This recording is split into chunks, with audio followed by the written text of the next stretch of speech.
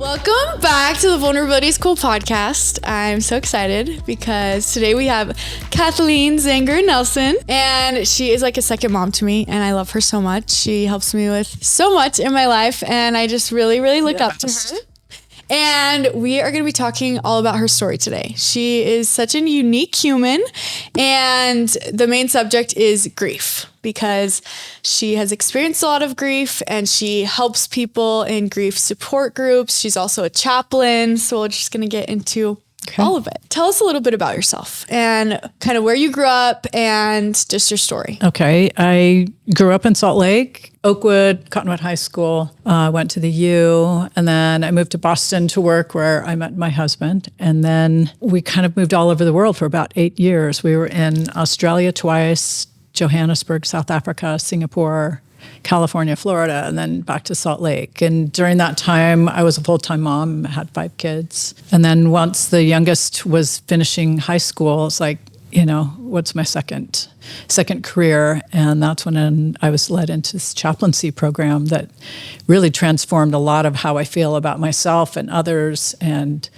how I practice life, really. Yeah, that's so cool. And I think you're just so amazing. And I think too, a lot of times with motherhood, like I see a lot of my friends, they kind of lose themselves a little bit. Mm-hmm. And then also like you see parents when their kids get out of the house, they're like, well, what is my purpose now? Yeah. So I think it's really cool that you were able to like have that. It's really hard to not become enmeshed as a mother, whether you're working outside the home or inside the home. All of your energy and love is just poured into these kids, and their success is your success. Their failure is your failure. And so, that needs to be separated at some point. And when you lose your job naturally because your people age out of your home, it's difficult. So. Yeah.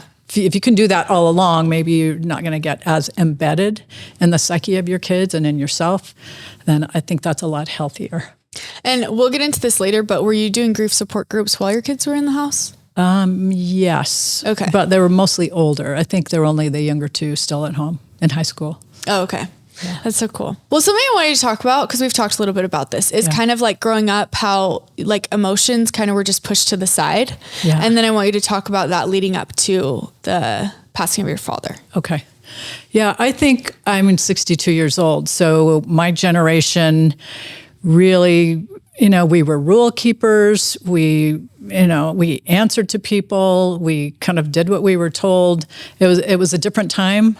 I think I've always been a feminist as a child. I knew it wasn't fair that I had to wear skirts to church, to school. Wow, I did not know this about school, you. Yeah, and that my brothers didn't. I'm in a foot of snow with my little boots, and snow's falling in, and my feet are wet all day, and the boys are just having a good old time. I just knew it wasn't right. Yeah. I think along with that, like the culture of my youth was a little bit of stoicism, maybe left over from the Great Depression, my great-grandparents, my grandparents, people have had tough times, and it's like, you just get on with it. So I feel like my main emotions were happy, mad, sad. Mad, sad, glad, really. This is what we felt, and we just didn't have a vocabulary for much more than that. Yeah. So we kind of didn't know how to describe how we felt, but in these basic terms. And that was okay, but it's not very healthy, but I didn't know what healthy was. That's how my family did it. Yeah, your parents That's how a lot of my friends did it. Yeah. And that was that. Later on, when I was married and had my first baby, this was my parents' first grandchild too. My dad, so I had her early in the morning, and my dad was in a bike accident that same day in California. We were in Kentucky, and he was never conscious again. He was on life support, and they took him off life support 2 days later. And how old were you? I was 28. Okay. Yeah, first baby. And it was horrible. Like first baby is there's so many emotions, and you're upside down, and everything is new, and you're trying to figure out what does it mean and how do I do things. But I'd had a really bad delivery, emergency surgery after. Then this phone call the next day that my dad's in an accident. My mom's trying not to upset me, and kind of it's like, he's unconscious. And I'm thinking, oh, it'll be fine. Like I'm euphoric because I have this baby daughter who's so beautiful and perfect that everything's going to be good in the world. And then the call later that they'd taken him off life support. I didn't even know he was on life support. Wait, and the accident happened the day that you gave birth to your daughter? Wow. Yeah. Yeah. Yeah. So people were sending us, congratulations flowers the day it happened. And then the next day or two later, it was like condolence flowers. And so it was this just having this high and then just like falling off a cliff that this can't be happening. Yeah.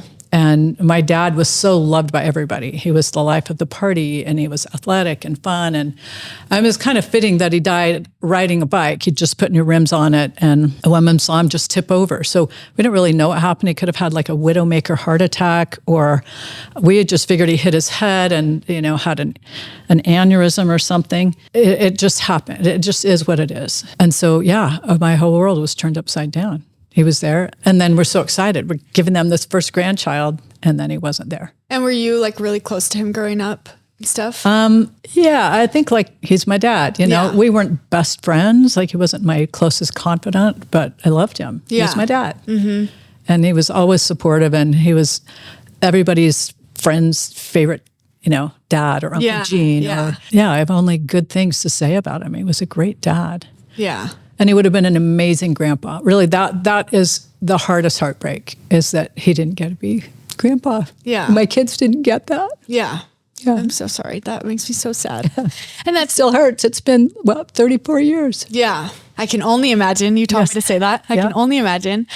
Like processing that while you have a newborn baby and postpartum, and no one really knows what postpartum is in this time. And like how is your family grieving, and what are you supposed to do? And you're supposed to show up, and Yeah. What did you do from there? We were living in Kentucky. My parents were in Irvine, California. My siblings were in Utah. So everyone was obviously in different places, and we just really didn't connect because we just soldier on. It was horrible, and everybody grieved privately. And we came together on his birthday of the first year, and we kind of ceremoniously, I put together, like we all light a candle and say something. And it's so raw and tender that we didn't bring it up again. We celebrate his birthday, but we don't. It's just still raw for a lot of people. Yeah. Yeah. And I think I mentioned earlier, I think in a high demand Orthodox religion where people put a lot of weight on an afterlife and kind of hustling for your worth to be good enough to see those people again, we say all the wrong things in the time when people are grieving. Yeah, totally. When they just need to be heard, or you just need to sit with them in silence. People would say, well, he's in a better place. And it's like, hell no. The best place is right here. Yeah. I believe in heaven, but right here is where he's needed the most. Yeah. And so it was really difficult, but people are doing their best. They're trying their best to say the things that they've learned from other people, to be supportive. And I appreciated all of that. But I even at the time, I wouldn't have known what to say to me. Yeah, totally. Yeah. And that's hard, too, your husband just probably doesn't know either, and doesn't want to trigger you, and doesn't want to talk too much about it or not enough. And so, and he had a new, job that had a lot of pressure and commitments and travel and a new baby. And a new baby. And we're totally enjoying her. But then I would just get this wave of, my dad's never going to see her. Yeah. But also maybe he's looking at her now. I don't know. But I want to see him looking at her. Yeah. Totally. And that's not there. And it's so interesting that it's the exact same day. That's so crazy. Yeah. So did you guys all kind of just avoid talking about it? Yeah. It's just too painful. Yeah. And did you almost, to the sense you guys tried to forget about him in a way? No, I think it was just a matter of not wanting to pick at an open wound. Yeah, totally. And again, it's our beliefs give us faith, and it's all going to be good someday. Yeah.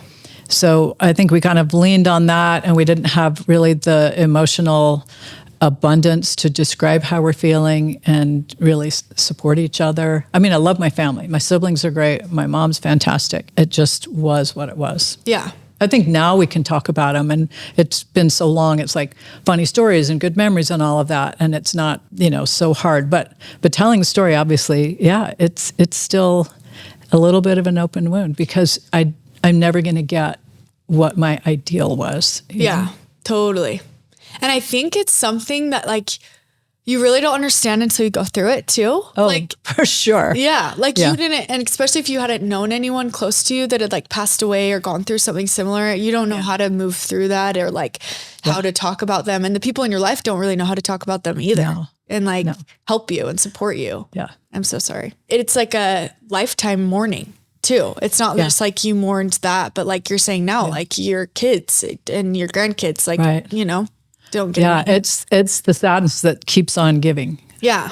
I'd like to be optimistic. I believe in an afterlife and all those things. And I think my dad is with us quite frequently, but it's still the loss of my kids having a grandpa, my grandkids having a great grandpa, the memories that we have without him. I mean, all of those things.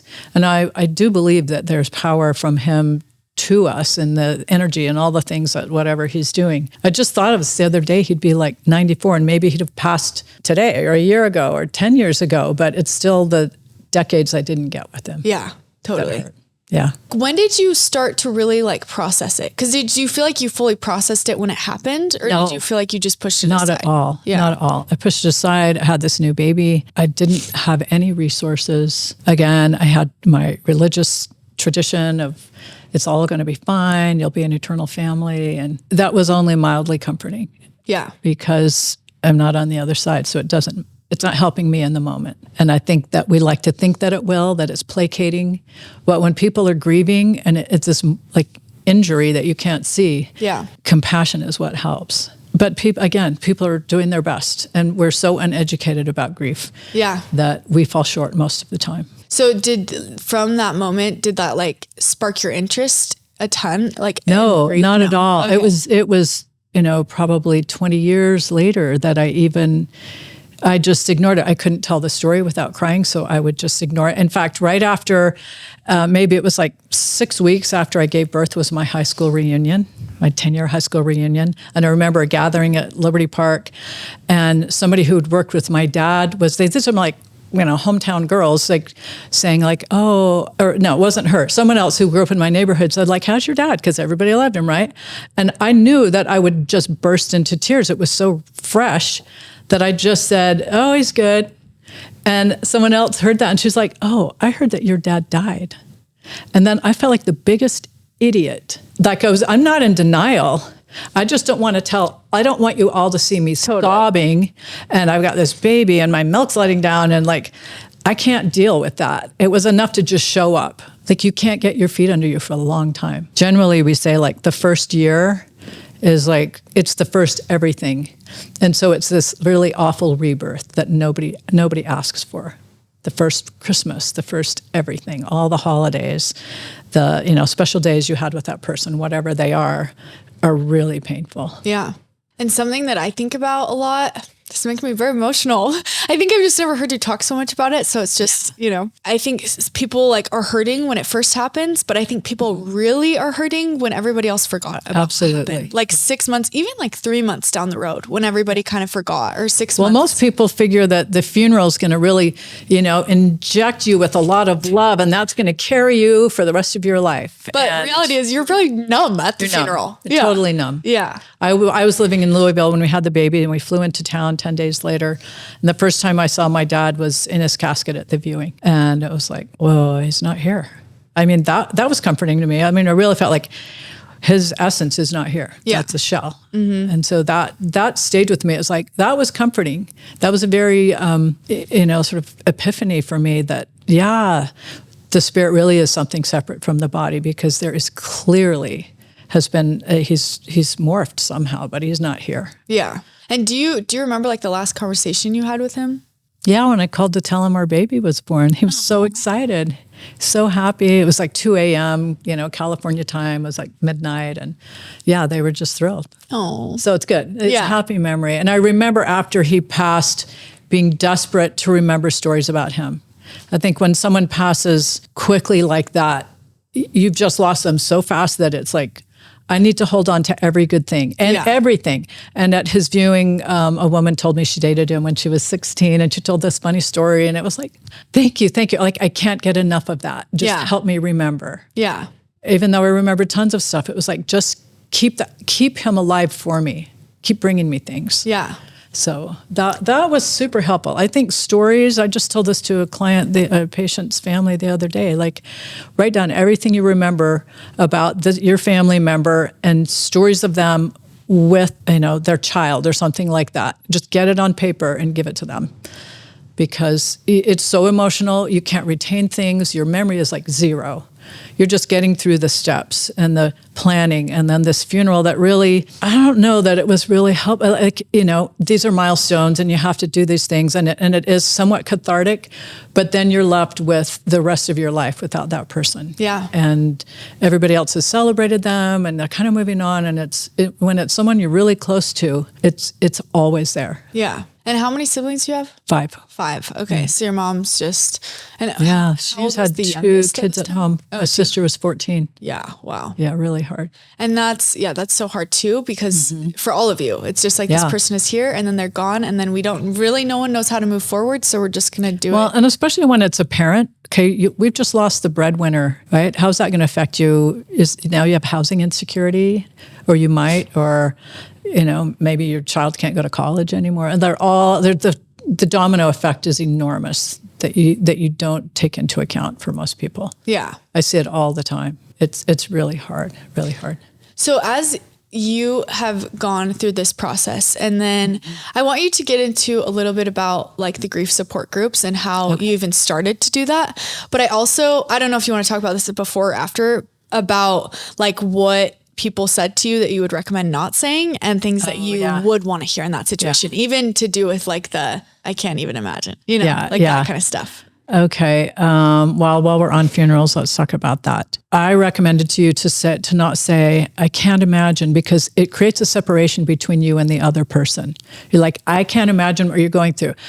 1,000% you can't imagine. And now you've just let me know how far apart we are. Yeah. And how extreme this actually is. Although they're not going to ever tell you that. It's just, it could even be subliminal. But I always say, I can only imagine. And I want to make a good point with this, is that grief doesn't have to be the death of someone. Right. I think it could be a breakup, or it could be... it's a loss. A loss, of a job, or like all these different things. Like it can be so extreme for someone. And I think these things that you're going to say can apply in any way, Right. There's something I wanted to read to you. This is by Brianna Wiest. When You Are Ready, This Is How You Heal. It's a book. And she said, anger is the healthy response to injustice or boundaries being crossed. Grief is the healthy response to loss. And discomfort is the healthy response to knowing it's time to make a change. So I love the distinction between those. Yeah. And when you're grieving, like all of those emotions are going to be muddled. It's like, I'm angry it happened. Somebody should be blamed for this, or I need to blame someone for this when there's no one to blame. Discomfort in everything. And then the grief, like you're just oozing sadness. So for someone to come to you and say, I can't imagine, and you're like, no, you can't. And until this happens to you and you don't have the same dynamics and relationships. So every loss is unique. It could be, a living being, your pet, your person, the loss of a job or school or a friendship or your health. I mean, anything really, but it affects you deeply, and it's a catalyst to change your life in a little bit of a different trajectory than you had before it happened. Yeah, I really love that. So I think the other thing is, they're in a better place.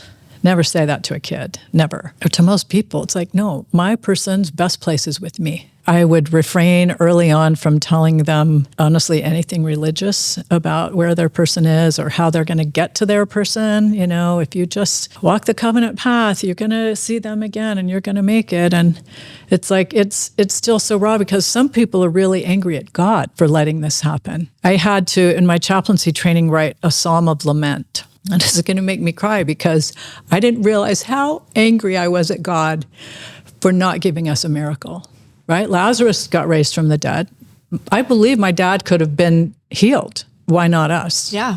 And so people can have a lot of anger, but they're not allowed to be angry at God because there's fear. Like, God's going to curse me then. Like, he's already taken my person. And now I'm just going to have to bow my head and do what they say if I ever want to see my dad again. And so I would really refrain from saying that God's going to fix everything, because there's so many, emotions, like what we would say dark emotions, but healthy emotions. Like anger is healthy. It helps you know when someone crosses your boundaries. Yeah.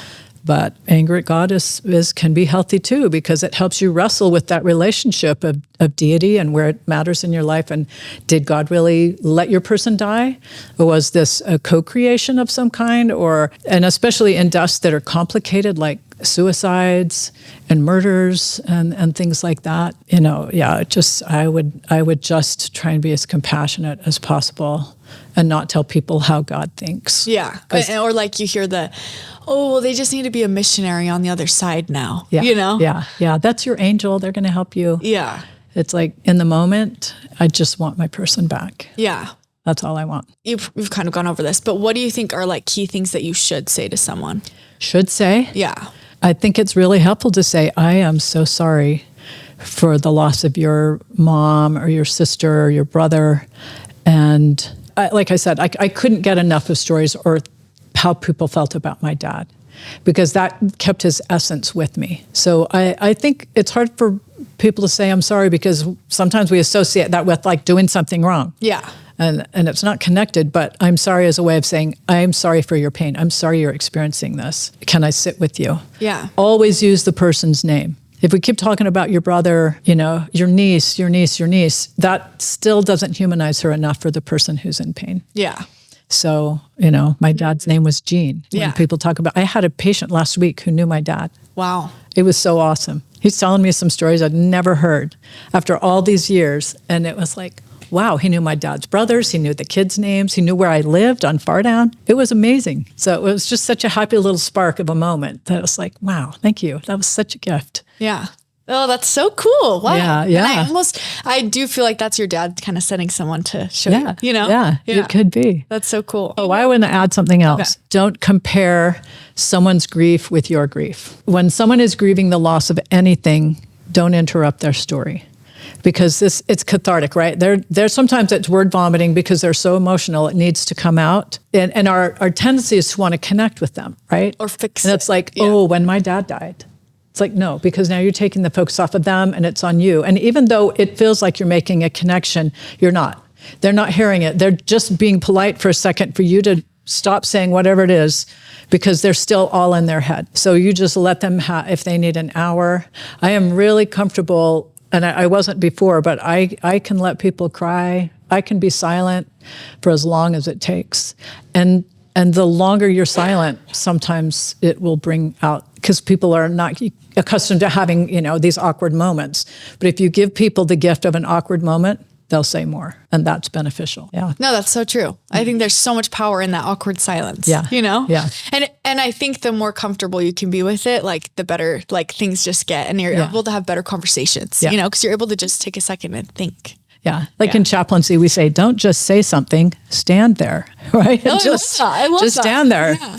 Let the other person have the floor. Like they have things that they want to get out. And if they trust you, it will happen. Yeah. Yeah. I love that. So did you do the grief support groups first or go on the mission first? What was first? Before and after. Oh, okay. When we moved from Miami to Salt Lake, my sister-in-law's relatives were involved in the sharing place. I think they started it, and it's grief support for kids. And there are several locations now. It's based in Mill Creek. There's one in Taylorsville, opening one in St. George, and there's one in Utah County. And it's grief support for kids. And Which I thought, is so needed and so cool. Oh, it's such a great program. We're big supporters. They do free training there. I would encourage anybody who's interested in supporting kids. It goes through high school age, starting at 3. So preschool to high school. And they did a 2 or 3 day training. And I was put with a group of little kids because I'd had a lot of experience with little kids. And so we'd always start out with a little talking stick, and we'd sit in a circle, and each kid gets a turn. There are 4 questions. You say your name, you say your person's name, you say how they died, and then there would be like random question the facilitator would come up with. So it might be, what was your person's favorite Christmas song? Or, it could be anything. Yeah. But it's always about their person or them, like the connection. And I loved it. I just want to say something real quick. Yeah. I think it's so important learning this for kids too, and how to approach kids, because I believe we all are kind of just like little kids inside. Kids inside, yeah. So the way that you're going to approach a kid, I think in the same sense you should approach the adult, like, and be so gentle with them and so patient and like, just understanding and loving in the same way that you would be with a kid. And so I think that's so important that you can learn how to treat a kid, because in my mind, we all are just that little kid inside, right? Right. And that if that little kid stays wounded, that, they'll stay wounded from then on until they get to do the work. One of the objectives is to normalize, as sad as death is, it's happening everywhere. It's awkward and sad for kids to have to experience that because then they feel othered. When people are talking about Father's Day and they don't have a father, or somebody's birthday and their sister isn't going to be there for their birthday. And it just helps the kids see I'm not that strange, and I have people that support me and people that get me. Yeah. And then we do play therapy and, playtime, and just help them get all their emotions out, the kids especially. The teen groups, and at the same time, they have to have a parent or guardian with them, who those people all meet together separately to talk about their situations and feelings. So everybody's getting support. Yeah. And I love that. And I did that for years until we went on our mission for 3 years and came back. And then I was a facilitator. I did outreach groups at local elementary and junior high schools for several years. And then I loved it. And I think it's critical and invaluable. The Sharing Place does miraculous work. The one thing that they don't have and don't use for good reason, again, is that spiritual component,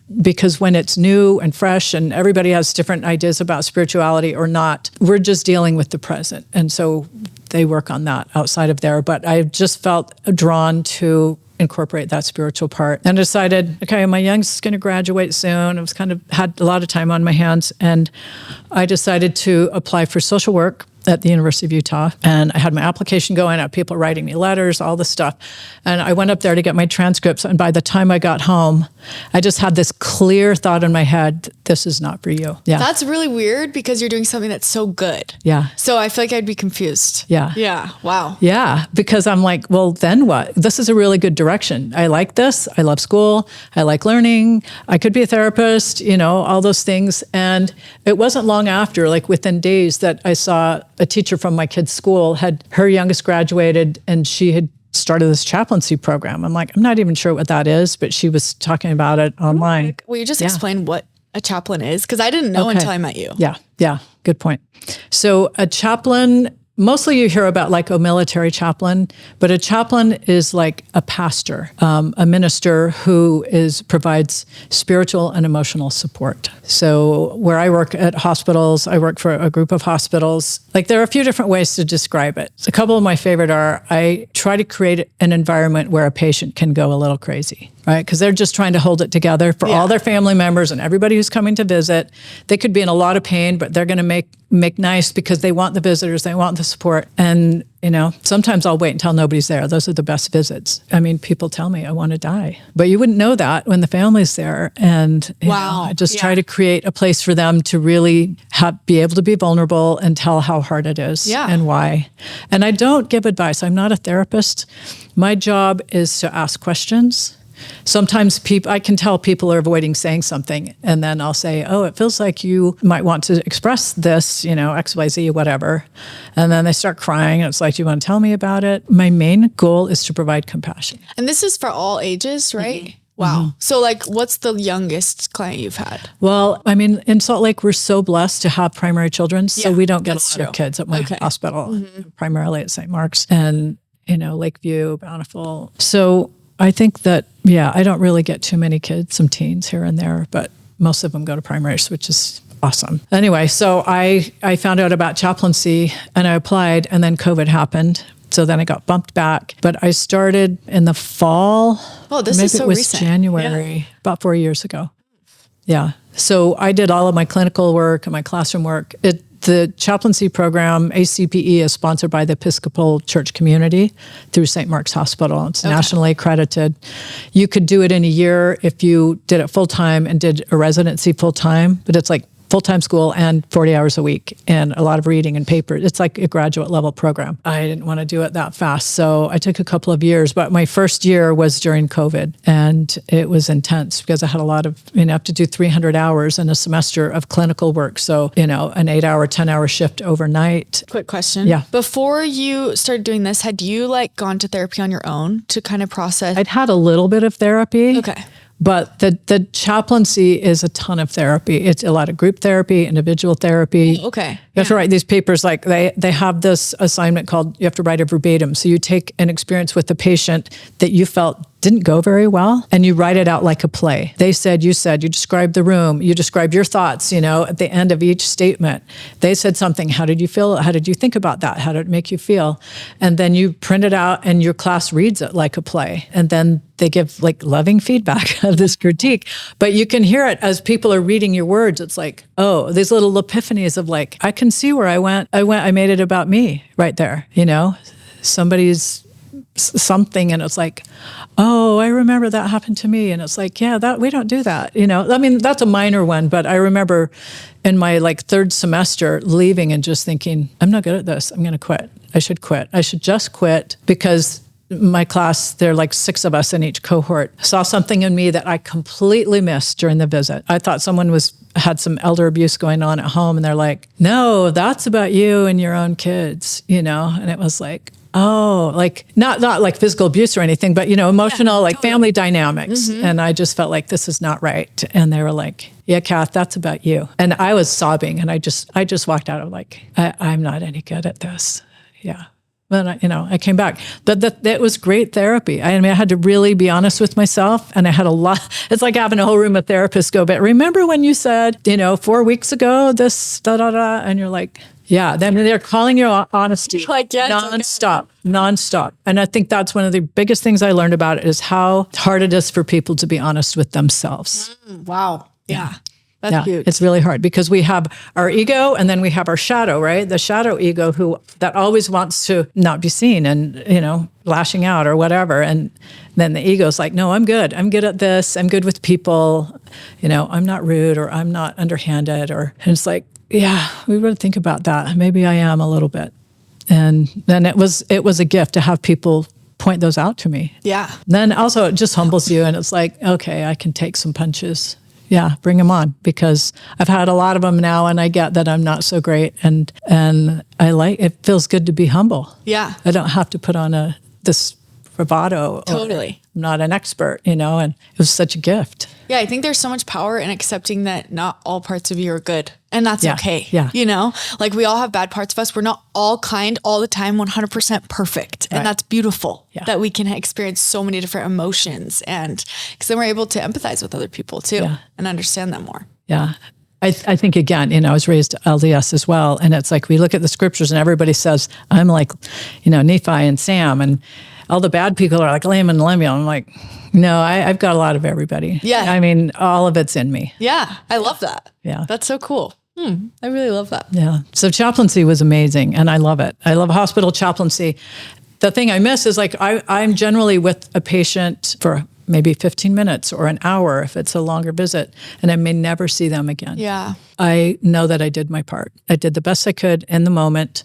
And then I trust that my colleagues and the other professionals, staff will do their parts. And how have you been able to, I guess, not be codependent on their emotions, or like take home with you all of the feelings? Because sitting with someone that's about to die, like, I think that's just so heavy, or seeing their family and all these things. Like, how have you been able to not let that affect everything in your life? Does that make sense? Yeah. Yeah. I mean, it does sometimes, right? I mean, it kind of a really tough and sad demise for an infant or anybody. It stays with me for a while. It's heavy for anybody. That's a lot. That's a lot to be a part of, but it's also a gift to be allowed into someone's circle of trust, and they're grieving, and these poignant moments where like, this is the end. And will you just walk us through, like, I know probably every situation is different, but like a general situation of you showing up and how it goes, kind of, or maybe something that's happened in a death, or just with any client,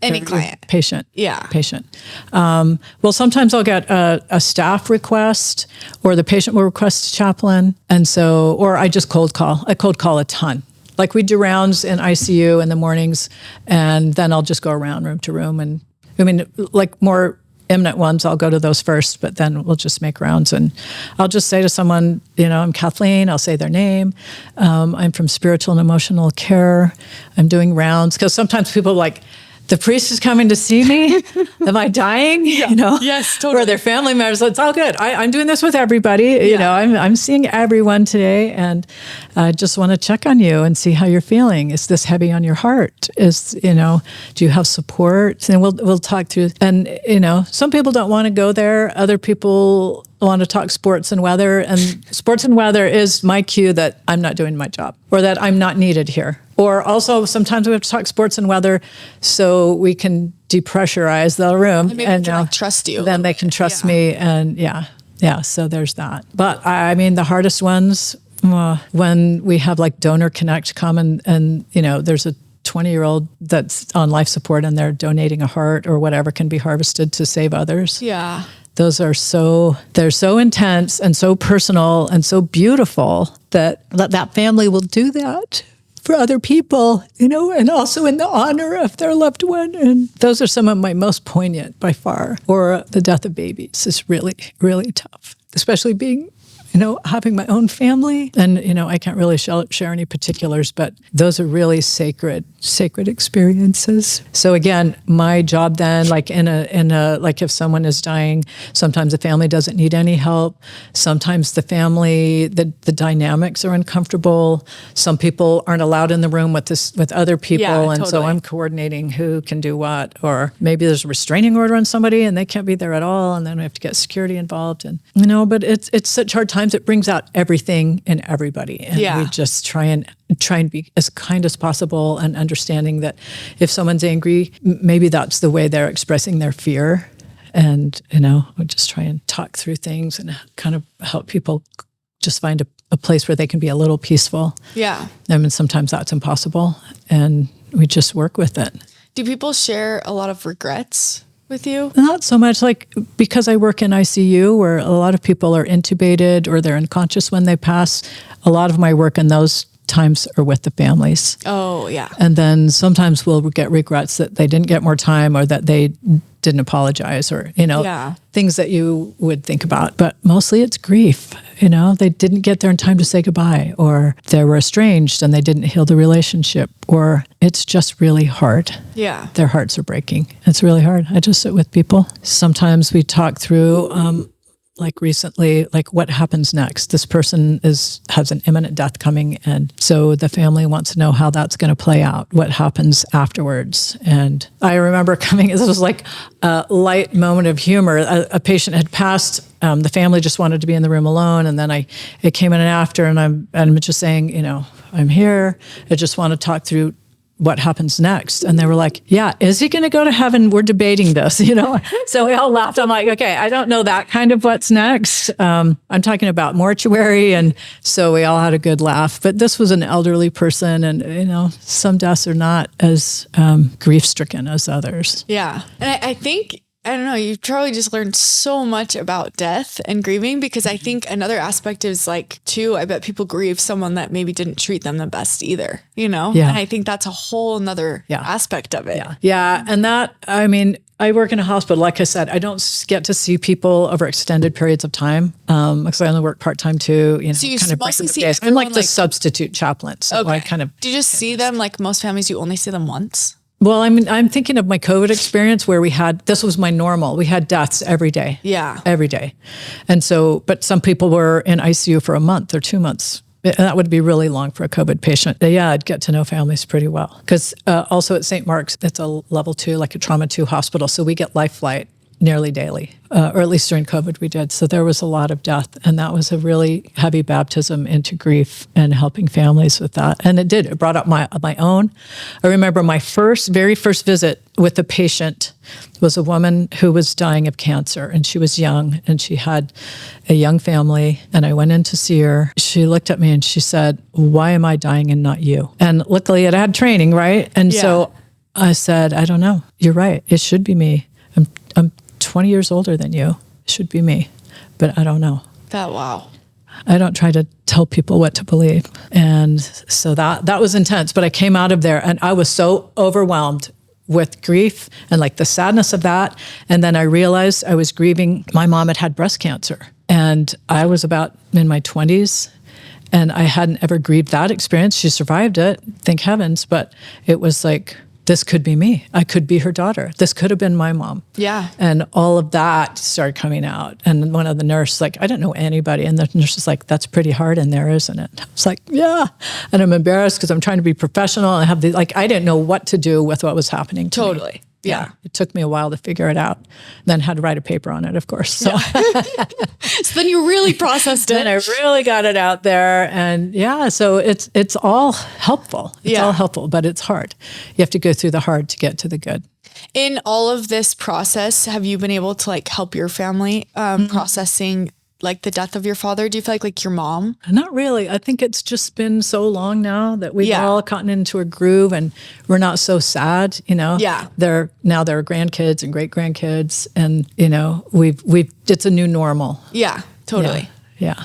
And death is just such an interesting thing because I feel like it's one of the only things that we really have no control over. And it's hard to fully understand. Like even I listen to like different like after death experience stories, like people that come back to life or whatever. I love those. And they're different. Yeah. So it's like, I really don't know. And it's such a hard thing. Like my grandpa, as you know, it's like passing away. Yeah. Soon from cancer, and it's so annoying. Like I'm just annoyed. You know what I mean? Because it's the inevitable. Yeah. You can't change it. And it bugs me so bad. Like, and it's so weird. I'm on the phone with him for an hour yesterday. And then every conversation I have with him, I'm like, is this the last one? Like, am I not like caring enough about this right now? Am I not like and you just question everything and like, there's no like real answers. I don't know. It's just very, very interesting. Yeah, it's uncontrollable. And it puts you in a liminal space, like where everything's happening behind all the doors, but you're in the hallway waiting. You don't even know what you're waiting for. Yeah. Like you're waiting for him to die, but what does that mean? Yeah. And he's going to go, but what's going to stay? Yeah. And what do we keep? And I had these words came out of my mouth on Tuesday that even caught me by surprise. I was talking to a family member of someone who was not in good shape in ICU. And he was asking about like, if he goes, then what? And I asked him about his parents. And I said, he had a dad who was fantastic. And I said, then live the legacy. And it was like, oh, I don't think I said that. That came from somewhere else. That was inspiration. Yeah. Because, I always think, what would Jesus do? It's the same thing, live the legacy. And I think if there's someone in your life who's inspiring and full of love and compassion and giving, but also has healthy boundaries and can carry themselves enough to be able to give to others healthily, then live their legacy. Yeah. It was like, what would your dad do? He'd be loving everybody. I'm like, live the legacy. Wow. I love that. I know, I keep thinking about it. I'm like, that wasn't me. And I feel like it's almost the only answer that feels right in that sense. You know what I mean? Yeah. Like I think about my grandpa and what am I going to do moving forward? And I'm just like, I just have to live his legacy. Really, that's like the only thing that feels good in my mind. Yeah. You know what I mean? Yeah. So. Yeah. Who was he? What is he going to leave behind that is important to you, that you learned and that you're a better person for, than be that person? Yeah. Yeah. And it's something that's so like for me in the same sense that like it makes you so emotional about like him not meeting your grandkids or meeting your kids or like all these things. Like it's so frustrating for me too. I'm like, but he got to meet my brother's child. He got to meet my brother's wife, but like he didn't get to meet my kids. It's like so, it just seems so unfair. There's a universal unfairness that you can't change. Yeah. Oh, I hate it. So there's the grieving, and that's part of the anger, the frustration, like all those emotions. I gave you an emotion wheel, didn't I? Yeah. That sticker? Yeah. Okay, go online and order a pack of emotion wheels. We used them in our classes all the time. It gives you like the basic words, and then the spokes of that have more definitive expressions of that emotion. And then there's a third ring that has even more expression. And it's like, okay, if you can't express yourself very well emotionally, that's called emotional poverty. And you don't have to have emotional poverty. If you can expand your vocabulary, instead of saying, well, I'm mad. Okay, well, are you mad? Or is it that you're upset or angry? It's like, well, I'm angry. Okay, are you livid? Let's like find out. So mad and livid are very different. And so the emotional wheel helps you to, get into the very specifics of that is exactly how I feel. Yeah, totally. I remembered I had to do an individual supervision with one of my professors weekly. And it was like, personal therapy. And he was asking me these questions. And a doctor had belittled me during rounds one day. And I thought he was really out of line. And so And I'm telling my professor about this, and he goes, that really sucks. And I'm like, yes, it does. No one had said that. And I'm like, that is exactly, thank you. Thank you for giving it a word. Yeah. Thank you. That's exactly what it is. Yeah.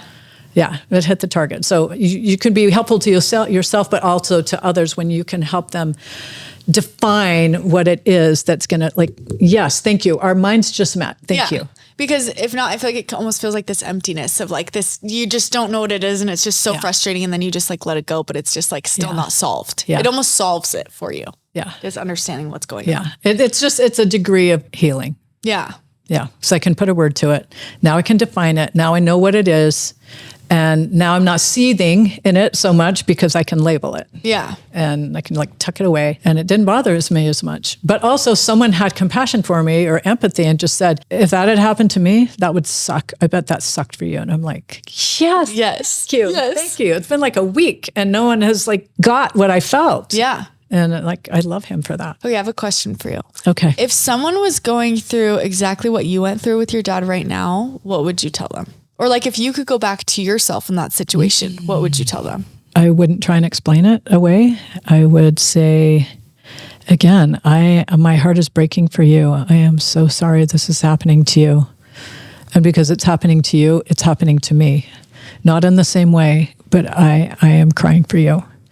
Can I sit here with you? Or do you want to tell me some stories about your mom? Or what's going to help you the most? To just sit together, or do you want to talk? What's going to help you the most? I really love that question. Yeah. And I would just show up with food and not wait for them to tell you. No one's going to tell you what to do. They can't even think. Yeah. They can't even think. You know, they're probably not sleeping well. They're even if you go and there's a ton of food on the counter, great. Let it all rot. It doesn't matter. You showed up, you made an offering, you sat, you cared, you cried, and you showed up the next day too. And you just keep showing up. And after the funeral, you show up more. And they'll let you know if like, it's a lot, it's enough, you know, and then, okay, I'm going to come back on Friday. I'm just going to live a little thing on your doorstep, because people, when they lose somebody, they don't want to be forgotten. It's kind of a byproduct. Like, my dad died and everybody went away after the funeral and my life is forever changed and everybody else is all the same.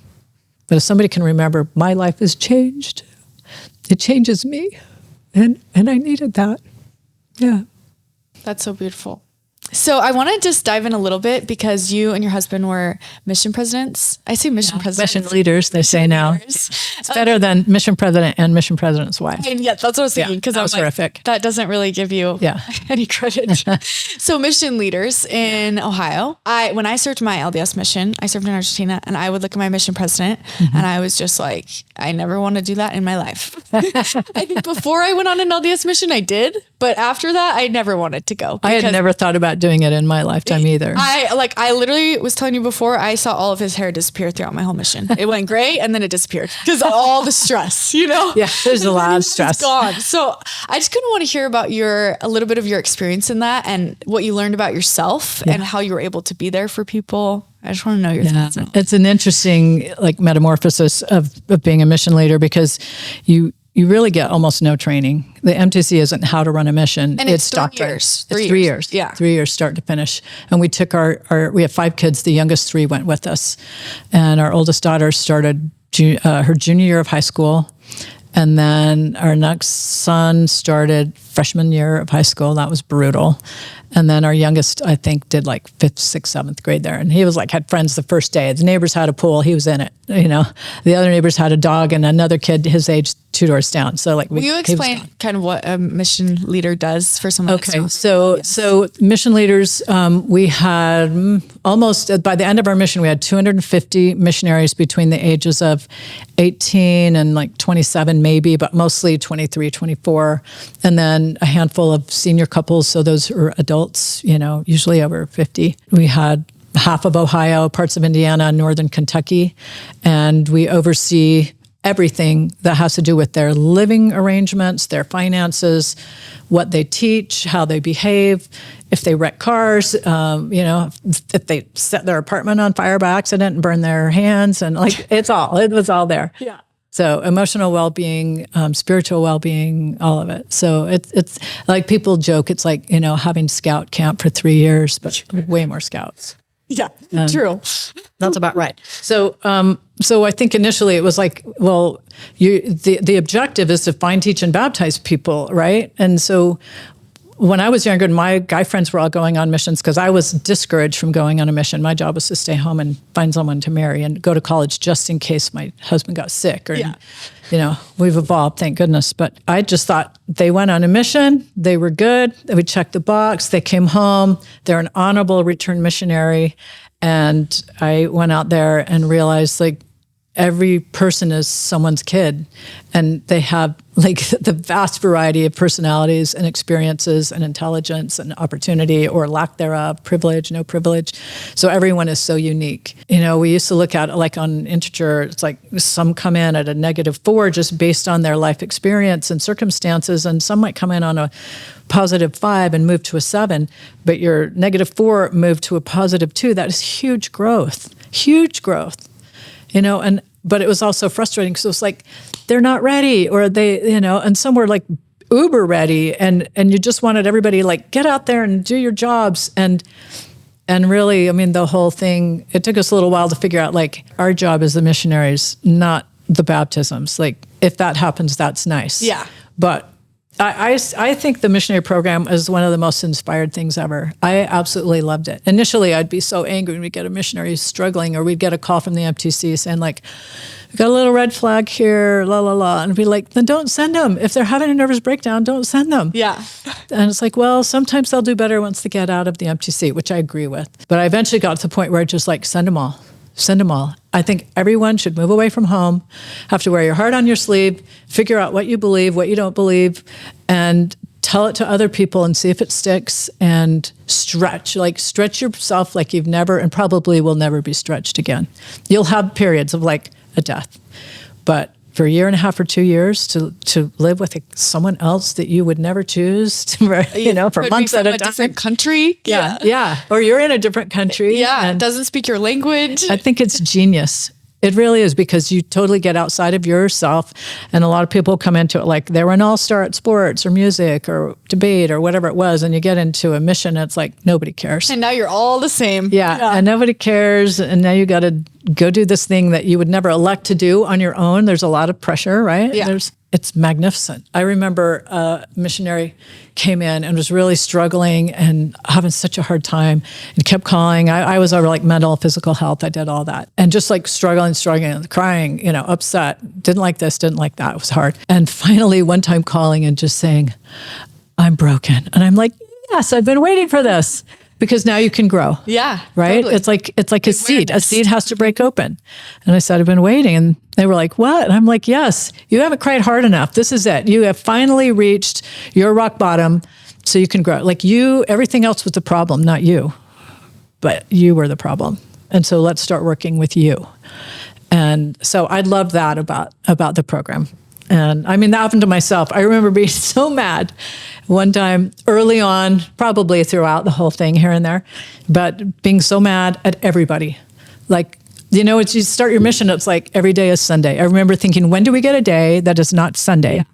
And I was so angry that I just walked into our bedroom, kept walking, I walked into the bathroom, I passed by the mirror and I glanced at someone and I thought, I hate her too. And it was me.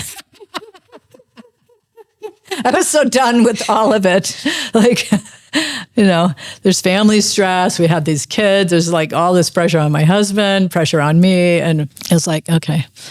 That was good for me. I could just let it go. But I laugh about it now. I'm yeah, I had a lot. It was a refiner's fire. Oh, yeah. Yeah. Would you ever do that again now? I wish we could do it again. I would be so much better at it. It's like parenting. It's better as you go along, because you've been through that first baby is really demanding and difficult and so unusual, and not the baby, but the experience. Yeah. Nursing. It's what is that? And so, yeah, I would love to do it a second time around. I think I would be kinder. I would be less demanding. I would still hold pretty high standards because I want people to grow Yeah. and reach. But I think I would definitely be more compassionate because I wasn't a missionary in that sense. If I had been one, I think that would have been helpful. Yeah. But again. Do you feel like you really, really changed throughout those 3 years? Yeah. Like things about yourself? Yeah. I think when I look at my life, there's a before the mission and an after the mission. It was a pivotal experience in my life. Yeah. What do you think was like the biggest change you saw in yourself? Well, honestly, a big one was like seeing how the sausage is made, seeing how the church is run. And like I said, I've always been a feminist. So one of my standard answers to, how the mission was for me, I'd say I've never been closer to Jesus Christ and I've never been further from the church because I was clearly put in my place as a woman and as a support. And Wow. I felt like I had a lot more to offer than being the support. Wow.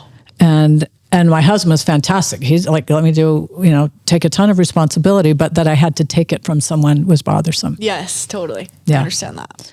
So I think that's why Jesus led me to chaplaincy, because I work with women who are ordained ministers. I can't be in my church, but I see all of these fabulous other women who are doing beautiful and amazing work.